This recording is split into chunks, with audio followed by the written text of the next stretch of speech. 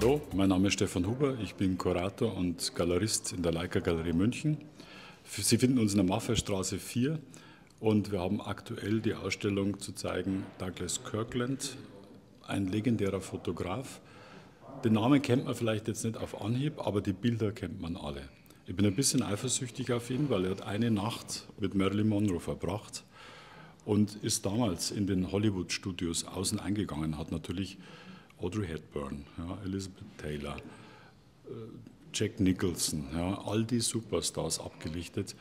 Die Fotoserie mit der Audrey Hepburn ist hinreißend. Also ich würde mich sehr, sehr freuen, wenn Sie die Bilder live natürlich in der Galerie sehen. Das ist natürlich nochmal eine ganz andere Wirkung der Bilder. Und die Ausstellung läuft bis zum 20.07. Es erleben bei uns überhaupt wechselnde Ausstellungen. Alle 3 Monate gibt es was Neues zu sehen. Sie können das gerne auch hier in dem Kanal immer wieder erkennen, was für Ausstellungen das wir planen. Und ja, ich würde mich sehr freuen, wenn Sie uns besuchen. I'm sure you probably want to know about Marilyn, because everybody wants to know about Marilyn. And Douglas used to say, oh, I can't tell that story again. I didn't know Douglas when he was with Marilyn, but everybody thinks that it's the most important picture in his life. It was not really at that time. It was taken for a magazine. It was the inside, and there were like 6 stars. They asked, what would you like to be remembered 25 years from now? So Douglas went to meet Marilyn. He said he met 3 Marilyns. The first one was like the girl next door. She was very playful and very nice. And she kind of tapped the bed, she said, sit down, you know, I think I use it as a couch. And she said, I know what we need. We need Dom Pérignon, we need Frank Sinatra's records, we need a silk sheets, and I'll be nude in the silk sheets, but they must be silk. And Douglas was like, he wanted to ask her that, but he was too shy to ask. He was like a little, you know, young boy from a small town.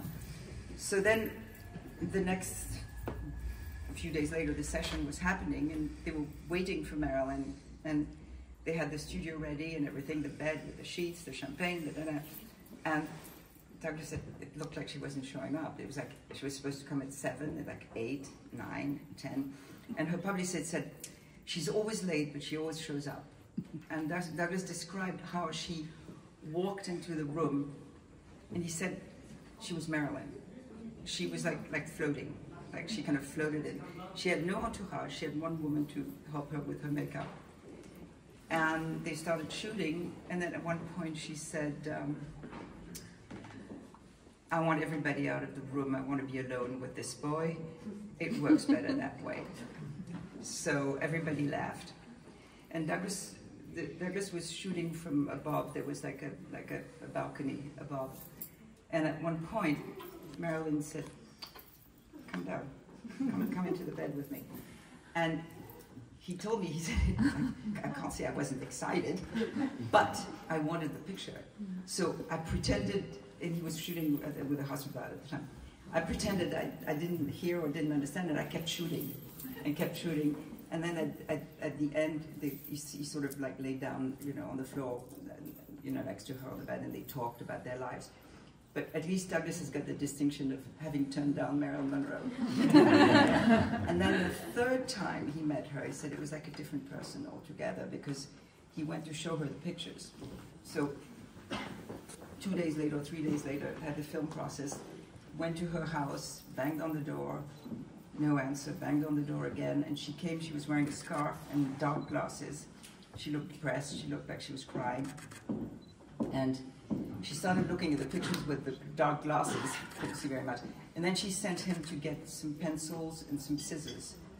And then her mood sort of got better as she looked at the pictures. And the picture that is in the back there, the one where she's hugging the pillow, she fell in love with that picture. And she referred to herself in the 3rd person. She said, that girl.